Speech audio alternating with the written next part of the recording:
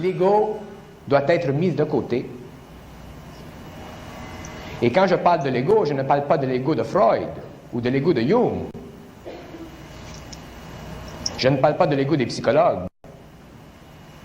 Les psychologues ne savent pas ce qu'est un ego. Ils connaissent le concept de l'ego, mais ils ne savent pas ce qu'est l'ego. Parce qu'un homme qui sait ce qu'est de l'ego est automatiquement amené à une révolte totale contre cette structure psychique qui lui empêche de voir clairement où il va dans la vie. Qu'est-ce que la conscience? Et pourquoi est-elle si énigmatique? Pour répondre à cette question, il faut, à mon sens, revoir l'épistémologie et l'ontologie de ce qu'on appelle conscience. Parce que premièrement, la conscience est polysémique. On peut parler de conscience de soi, on peut parler de conscience morale. Ce qui est sûr, c'est que le terme conscience est très mal défini depuis toujours. Et il est d'autant plus mal défini aujourd'hui qu'avec le retour d'une pensée un peu magique, notamment le New Age, c'est un sac de nœuds qui mêle mental, esprit, âme, conscience, intellect, et j'en passe. Donc pour répondre à cette question, il convient effectivement de très bien définir les termes, qui est un challenge que vous imaginez très ardu. Pour ce qui me concerne, la conscience est indissociable de l'intelligence. Et cette même intelligence est indissociable de l'émergence de la vie ou de l'élan vital dont j'ai déjà parlé dans une précédente émission. Si nous nous basons sur la théorie de l'évolution telle qu'elle est acceptée aujourd'hui, soit dans le darwinisme ou le néo-darwinisme, nous serions nés, ou issus du moins, d'une cellule prokaryote primordiale.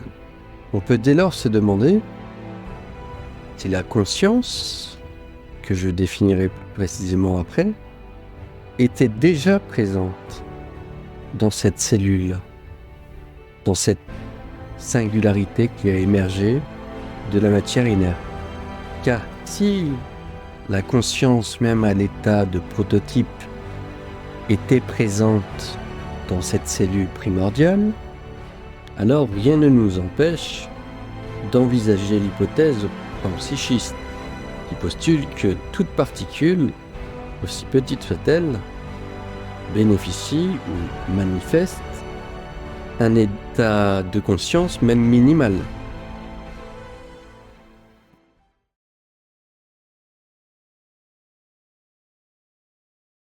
À ce stade, nous ne sommes pas beaucoup plus avancés quant à cette singularité ou cette propriété émergente qui transforme la matière inerte en organisme vivant.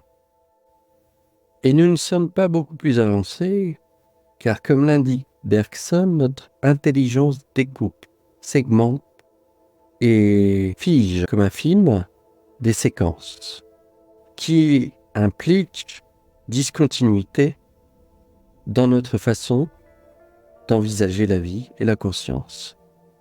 Or, nous verrons plus loin que la conscience est un flux. Ceci étant dit, passons aux définitions. La conscience peut être définie comme une relation, une médiation entre notre environnement immédiat et notre psyché, rendue possible par un média qu'on appelle généralement le moi ou l'ego. Ce moi est l'héritage du processus évolutif et représente en réalité une toute petite partie de notre psyché, comme l'indique en de nombreux ouvrages Carl Jung. En fait, on peut voir notre psyché comme un iceberg. Le moi représenterait la partie émergée. Quant à l'inconscient, composé lui-même de plusieurs centres psychiques, il représenterait la partie immergée, non disponible, ou plutôt non accessible immédiatement à notre psyché consciente. Cette complexité, dans laquelle s'articule le moi conscient et l'inconscient, résulte d'une condensation de données, de sensations, d'informations, d'émotions, incluant la perception de la position du corps dans l'espace, des états affectifs, de la pensée, et une masse énorme de souvenirs rendus possibles par la mémoire. Et par le fait même qu'il n'y a pas de conscience sans mémoire, la psyché consciente est dès lors intermittente et fragmentée. Contrairement à la partie immergée de l'iceberg, l'inconscient, qui est un état constant et durable, qui gère, entre autres, l'instinct, l'intuition, les rêves. De nos jours, les définitions du moderne, issues de la philosophie de l'esprit, n'ont en réalité fait qu'actualiser des définitions existantes telles que je les décris avec cette distinction entre conscience, psyché consciente et inconscient.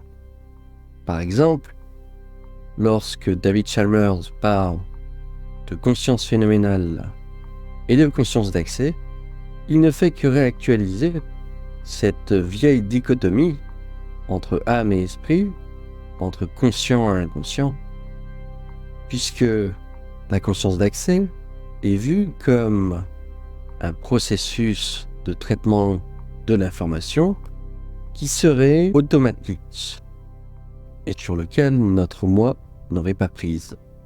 À l'inverse, la conscience phénoménale entre en sympathie avec la définition de Jung ou même celle de Bergson sur la psyché consciente. À ceci près que dans cette définition de la conscience phénoménale est introduite une autre notion, celle des qualia. Vous noterez que j'ai volontairement utilisé le terme de psyché consciente en lieu et place de conscience. Et j'expliquerai pourquoi après avoir décrit ce que l'on appelle les qualia.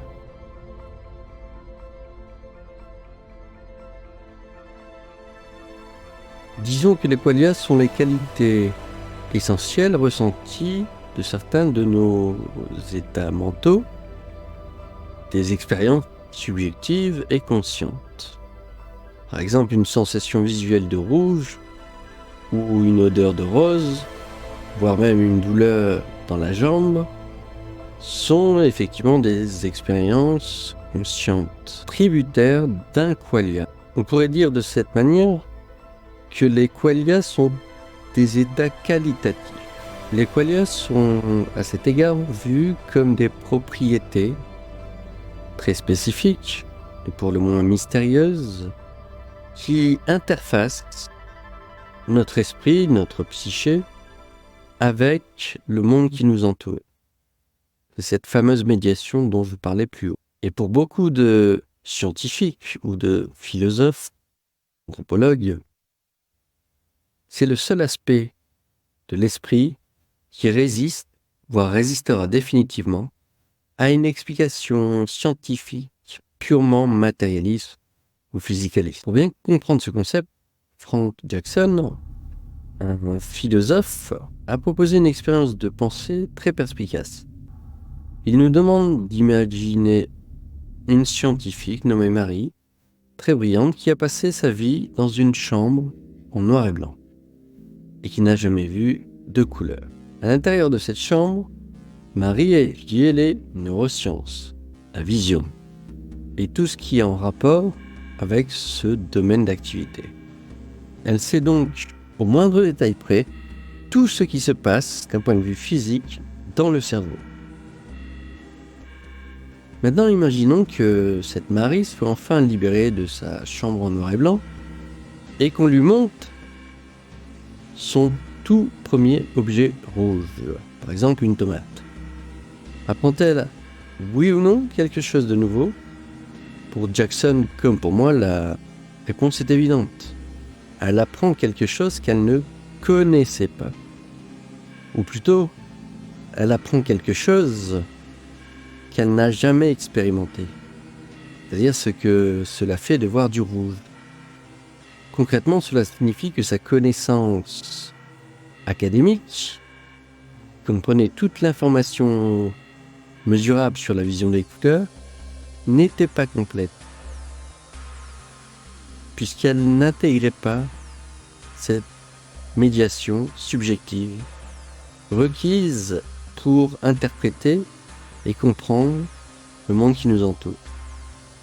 En tout cas pour Jackson, les qualia ne sont pas de nature physique, puisqu'on peut ignorer les qualia associés à un phénomène mental, la perception des couleurs, même lorsqu'on connaît toute l'information physique portant sur ce phénomène. Et pour cette raison, le physicalisme pur n'a aucune équivalence.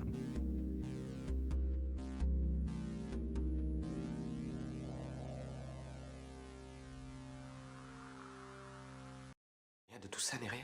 Qu'est-ce que le réel? Quelle est ta définition du réel?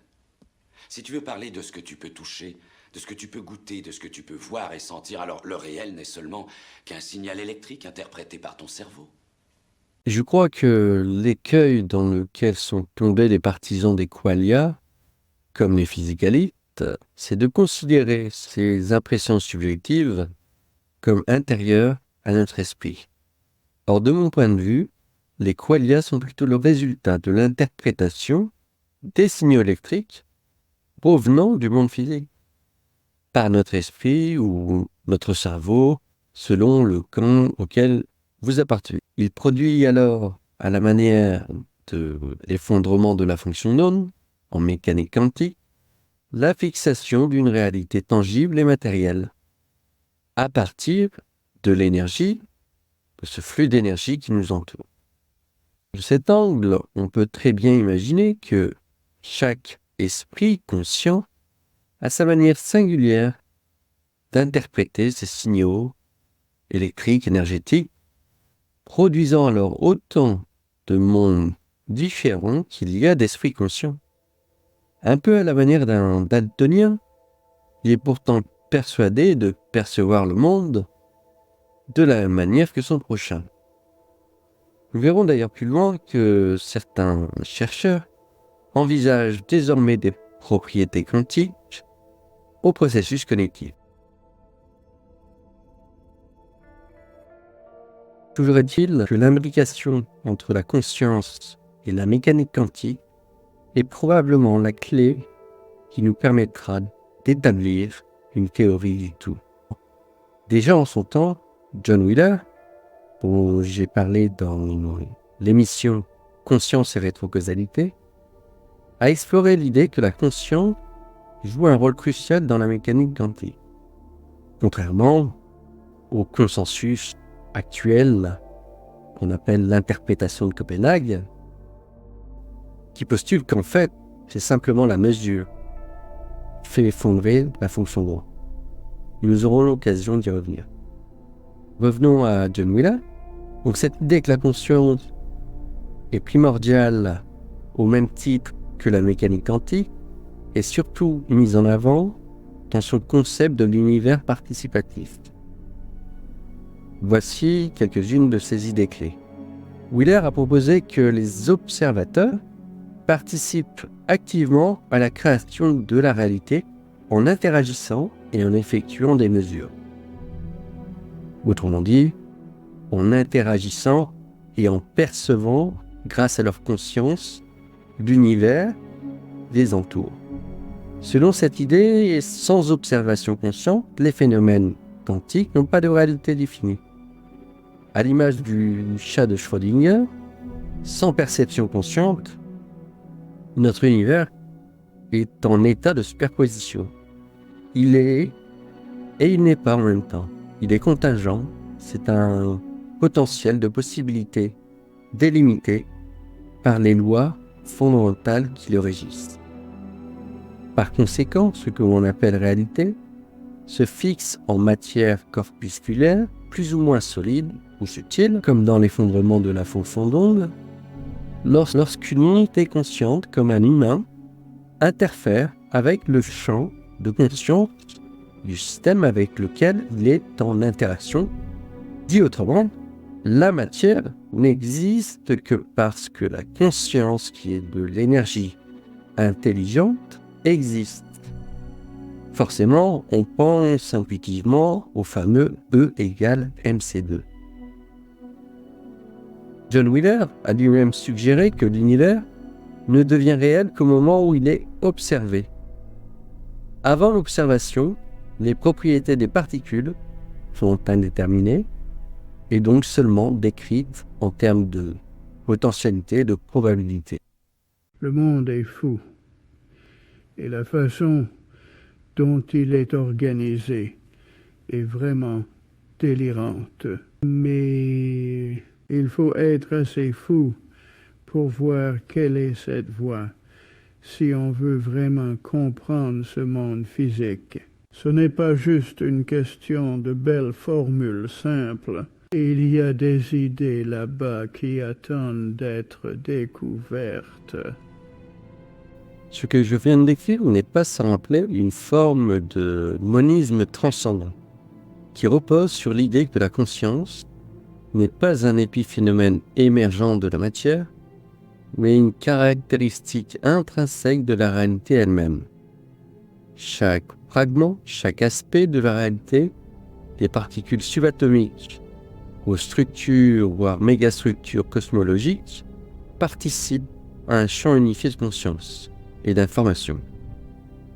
Cette vision unificatrice trouve des résonances dans les traditions mystiques de diverses cultures, comme l'Advaita Vedanta en Inde, qui enseigne que l'unité de l'Atman, ou le soi jungien, et Brahman, l'absolu, l'Ein Sof des kabbalistes, forment un tout indissociable. Dans une précédente émission, Conscience et rétrocausalité, j'avais évoqué l'expérience de John Wheeler, celle du choix retardé, et par extension celle de la gomme quantique, qui démontre que les choix faits par l'observateur peuvent influencer les événements passés.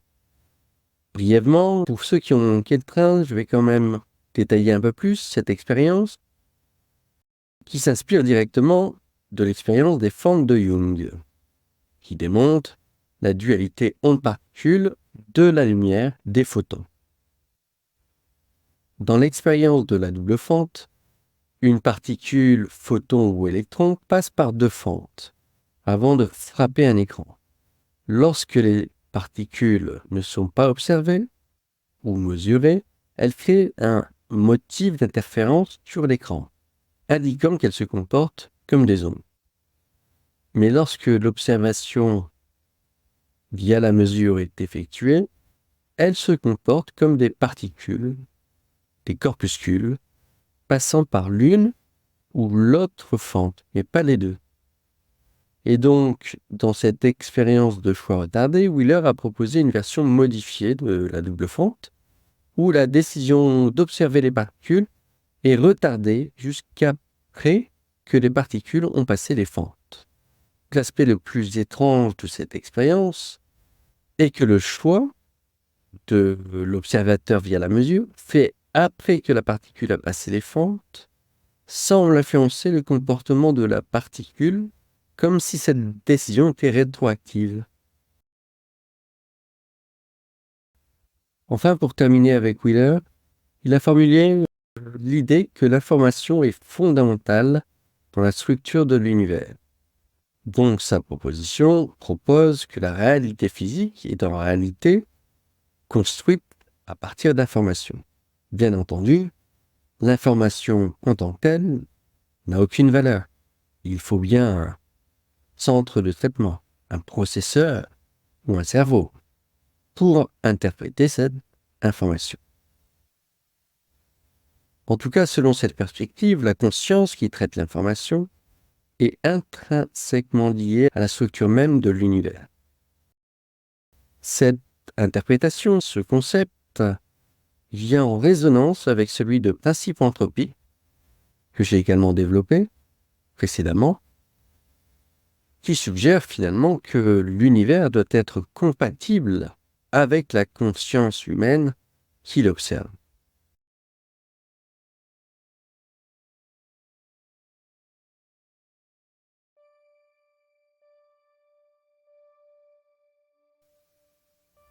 Si la mécanique quantique est intimement liée à la conscience, on peut envisager que la conscience elle-même possède des propriétés quantiques. Et il y a bien une théorie, appelée théorie de l'esprit quantique, qui postule que des phénomènes quantiques pourraient jouer un rôle clé entre les processus cognitifs et la conscience et son interaction avec l'univers.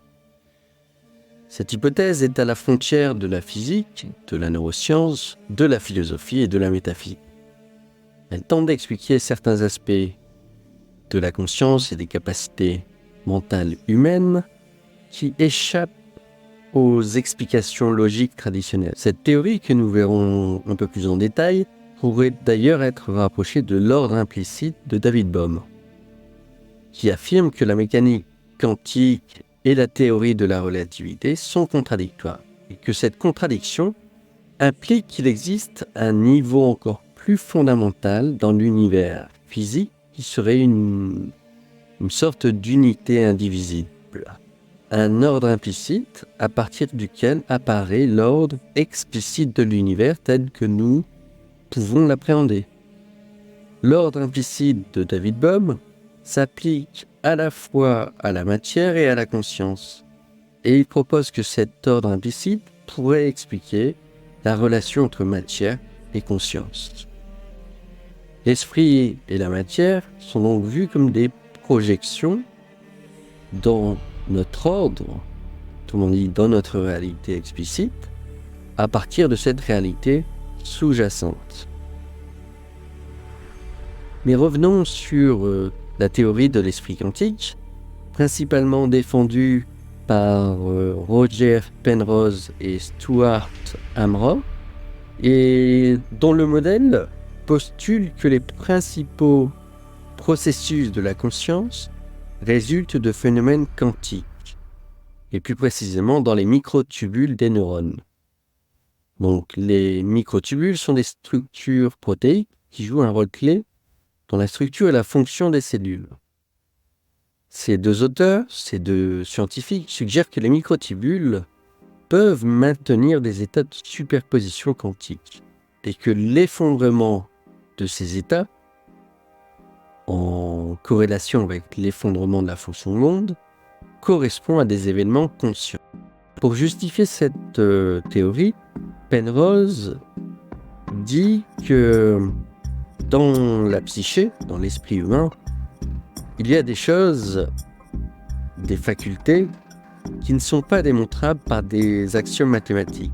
Par exemple, l'intuition, voire la précognition, ou tous les phénomènes liés à la conscience, aux états modifiés de conscience, qui sortent de l'ordinaire. Pour cette raison, il considère que dans le cerveau, beaucoup de processus ne procèdent pas de manière algorithmique, autrement dit par un système de calcul. Les principales critiques à cette théorie, et elles sont nombreuses, disent que pour maintenir l'état de cohérence nécessaire à un état quantique, le cerveau n'est pas adapté pour cela. Pour s'accorder avec les contraintes d'un système quantique, Penrose propose que le cerveau utilise des mécanismes de protection contre la décohérence quantique, ce qui permet de maintenir ces états quantiques superposés pendant des périodes suffisamment longues pour influencer et réguler les processus cognitifs.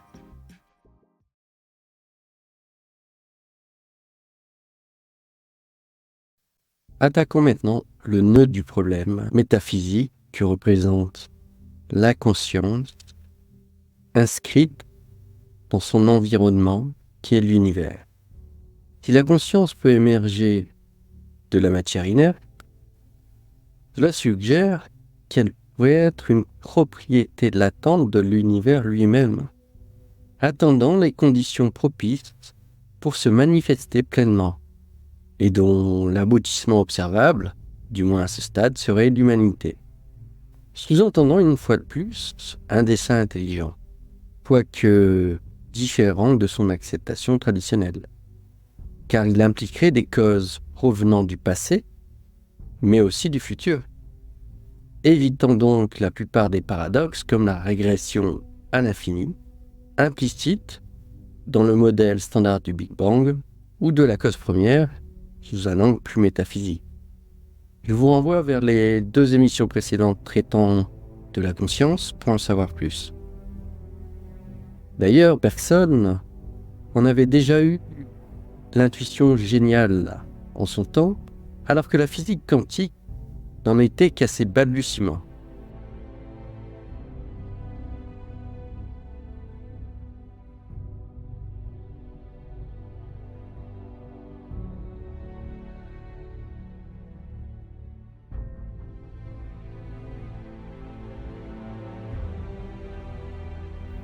D'une certaine façon, John Conway, le célèbre mathématicien, et son automate cellulaire révolutionnaire, le jeu de la vie, pourrait nous en apprendre beaucoup sur l'émergence de cette conscience, et plus particulièrement sur son évolution à travers le temps.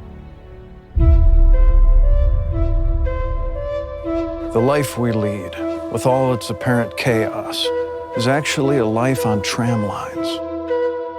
Prescribed, undeviating, deterministic. From the beginning of your mission, it was destined that you and your daughter would save humanity in our dimension. But we all fall into an illusion of free will. I know, it doesn't feel that way, Coop. But just as you sent data from other dimension, someone doing the same influencing our fate and will right here and now, leading us to fail.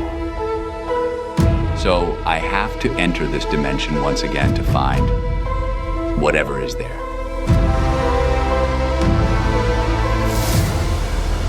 We're all count on you, Coop. You are the only human being in history who ever been in 5-dimensional space. There will be consequences in reality itself. There is no other way back. Murph! Cooper, that's not her.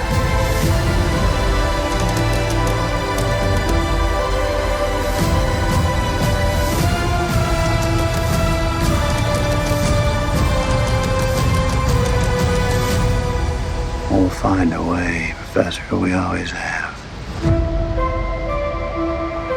Does anybody copy? This is Dr. Amelia Brand from Planet Edmund.